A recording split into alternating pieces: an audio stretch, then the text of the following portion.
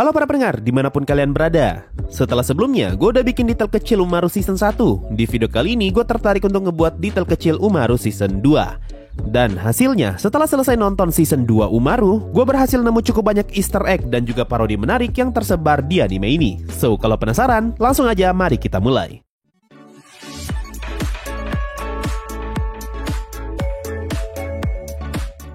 Season 2 Umaru dibuka dengan banyak banget parodi dari game dan juga anime. Di awal episode 1, kakaknya Umaru ngomong kalau dia bakalan menginap karena urusan kerjaan. Lalu di malam harinya, Umaru bergadang sambil main game, dan Umaru ngomong kalau dia baru saja mendapatkan super rare. Nah, apa yang Umaru mainkan di sini kemungkinan besar adalah parodi dari game Kancole. Hal ini bisa kita lihat dari desain karakter itu yang terlihat seperti bulldozer. Ini mirip seperti karakter di game dan anime Kancole yang merupakan karakter perempuan dengan pernak-pernik kapal tempur. Lalu, Umaru terus-terusan begadang sampai pagi. Lalu akhirnya dia malah ketiduran dan kebangun di jam 8 malam.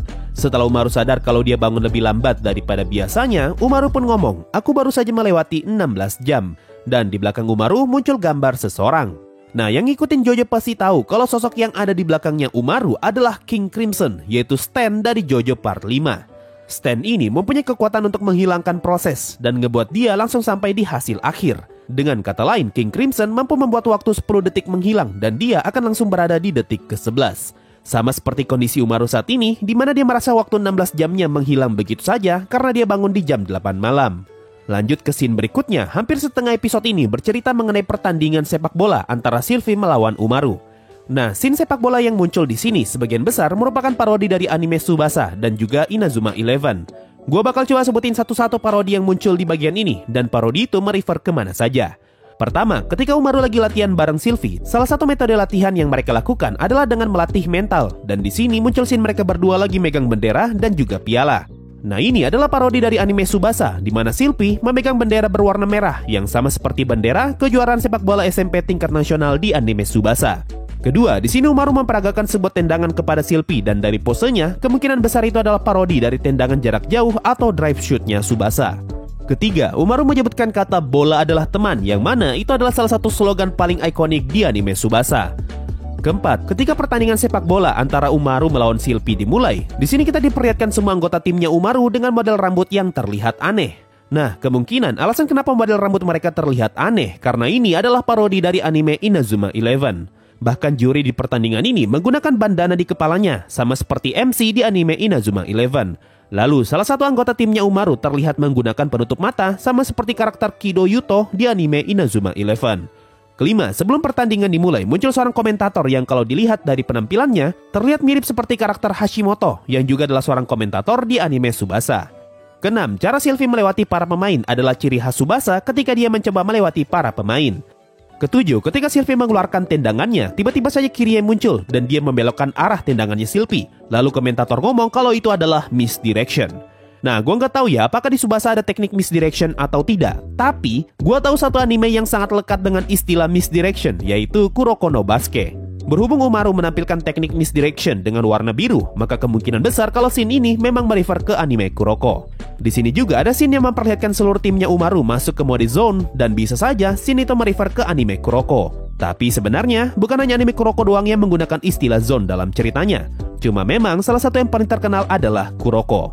Dan terakhir, di saat Umaru dan Sylvie saling beradu tendangan, scene ini sudah jelas merefer ke anime Tsubasa ketika Tsubasa dan Hyuga saling beradu tendangannya. Sebenarnya masih ada satu lagi scene yang sepertinya adalah parodi, tapi gue nggak ingat scene itu merefer kemana. Scene yang gue maksud yaitu ketika Kirie menendang bola dan pergerakan bola itu terlihat sangat aneh. Rasanya gue kayak pernah lihat scene ini tapi entah di mana, kayaknya di anime baseball deh. Nah, itu tadi semua detail yang ada di Umaru Season 2 episode 1. Setelah gue nonton, emang detail yang paling banyak ada di episode 1-nya, dan episode sisanya tidak terlalu banyak. So, mari kita lanjut ke episode 2. Di episode ini, Umaru kesusahan karena dia pengen korek telinga, tapi tidak bisa karena alatnya rusak setelah diinjak kakaknya. Kakaknya Umaru pun pulang bersama dengan Bomber sambil membawa berbagai macam alat untuk korek telinga. Nah, di sini Bomber meniru cara ngomongnya Doraemon ketika dia menjelaskan cara kerja alat-alat itu. Lalu di scene berikutnya, kita diperlihatkan Umaru yang main ke rumahnya Sylvie dan dia melewati kamarnya Alex. Nah, di dinding luar kamarnya Alex terdapat banyak sekali poster cewek anime dan juga figur cewek yang terpajang di samping jalan. Dari sekian banyak poster dan figur itu, gue cuma notice figurnya Hatsune Miku dan juga parodi posternya Nisekoi. Pindah ke scene berikutnya, yaitu ketika Umaru dan kakaknya lagi bersih-bersih rumah. Di sini kita diperlihatkan banyak banget manga yang berserakan. Dari sekian banyak itu, gue hanya notice beberapa judul aja, dan gue nggak akan sebutkan judul yang sudah pernah muncul di season 1. Contoh di scene ini, kita diperlihatkan cover manga Jikoku Sensei Nube volume 5. Dan di cover Jampu ini, kita diperlihatkan cover karakter Suna dari anime Katekyo Hitman Reborn. Dan referensi terakhir di episode ini muncul ketika Umaru dan teman-temannya pergi ke bioskop dan kita diperlihatkan banyak sekali poster film. Nah, di sini gua hanya notice parodi yang paling jelas, yaitu poster Detektif Conan yang diplesetkan jadi Detektif Kanon. Bahkan episode ini menampilkan sedikit cuplikan dari anime Detektif Kanon. Masuk ke episode 3. Di awal episode, kita diperlihatkan Umaru yang lagi main game terbaru bernama Mogu Mogu Watching, yang adalah parodi dari game Nintendo 3DS, yaitu Yokai Watch. Bahkan, matanya Umaru berubah jadi hitam, sama seperti bentuk mata dari salah satu hantu di game Yokai Watch, yaitu Whisper. Lalu setelah kakaknya tahu kalau Umaru ketagihan bermain game itu, kita pun diperlihatkan scene Umaru yang lagi baca Jampu. Nah, di cover Jampu itu terdapat gambar perempuan berambut pirang dan laki-laki berambut hitam yang merefer ke manga Hungry Marie. Dan pojok kanan bawah adalah gambarnya Luffy. Dan di akhir episode ini muncul parodi iklan McDonald yang menampilkan badut dan juga tulisan I'm loving it. Nah, yang menarik, Umaru-chan Season 2 rilis pada tahun 2017 dan maskotnya McDonald yaitu Ronald si badut sudah mulai jarang muncul semenjak tahun 2016. Lanjut di episode 4, setelah Alex pergi ke Jepang untuk sekolah, Sylvie pun diperbolehkan main di kamarnya Alex dan dia juga boleh menggunakan komputer milik kakaknya. Lalu teman FB-nya Alex mengirimkan link video yang berisi cuplikan turnamen Stream Fighter 2. Karena video itu, Sylvie pun tertarik untuk bermain game fighting dan dia minta ke Santa untuk dibelikan controller. Nah, buat yang gak tahu, alasan kenapa controller yang Santa belikan untuk Sylvie mempunyai bentuk seperti ini, karena itu adalah controller game arcade yang biasanya dipakai untuk bermain game fighting.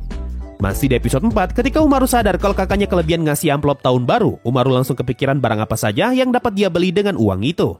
Nah, salah satu barang yang muncul di kepala Umaru pada saat itu adalah jam tangan dengan kaca yang cembung, di mana itu adalah parodi dari jam tangan di game Yokai Watch.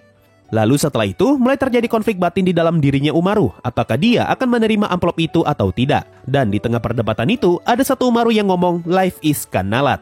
Nah, kata Kanalat merefer ke anime Clannad, dan kalimat Life is Kanalat merefer ke sebuah meme di forum 2chan, yaitu Fate is literatur, Air is art, Clannad is life.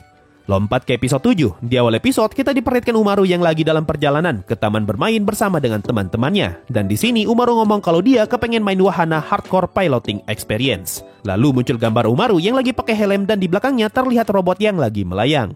Nah, ini sudah jelas merefer ke anime Gundam, di mana helm yang Umaru pakai merefer ke helmnya Char Aznable. Lanjut ke episode 8. Di sini ada satu scene di mana Kirie lagi baca komik, lalu Umaru pun penasaran dan kita diperlihatkan scene ini. Ima nante? Watashi.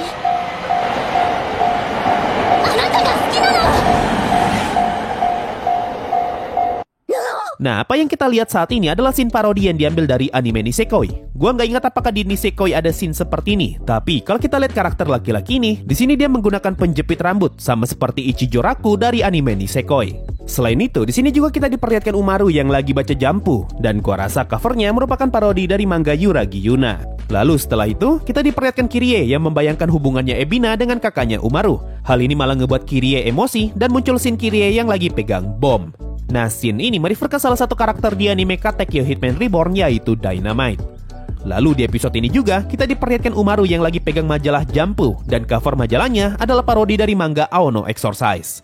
Lanjut ke episode 9. Di episode ini, kakaknya Umaru mendapatkan kamera pemberian dari Bomber, dan ternyata masih ada kartu memori di dalam kamera itu. Merasa tidak enak jika menggunakan kartu memori itu, Umaru pun membuka laci dan mengambil kartu memorinya sendiri. Nah, pertanyaannya, kok bisa Umaru punya kartu memori untuk kamera? Padahal dia dan kakaknya tidak punya kamera. Ini karena kartu memori yang digunakan di kamera adalah jenis SD card, dan PSP-nya Umaru juga menggunakan memori SD card. Makanya Umaru bisa punya SD card cadangan.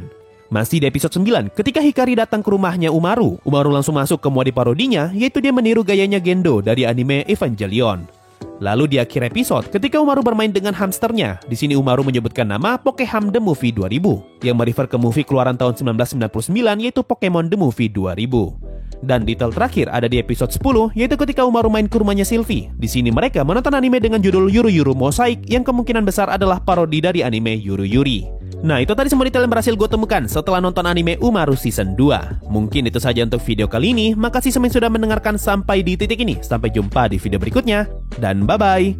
Video kali ini nggak ada Saweria, so gue ucapkan terima kasih banyak untuk para member Adamantite di bulan Juli ini, yaitu Rizky Abadi, Nigredo Fans, Wakbul Officials, Harmonia, Fans Kuroges Anime, Jimi Hendrix, dan Trendy. Terima kasih semua yang sudah donasi dan gabung jadi membership sampai saat ini. Thanks a lot and bye-bye.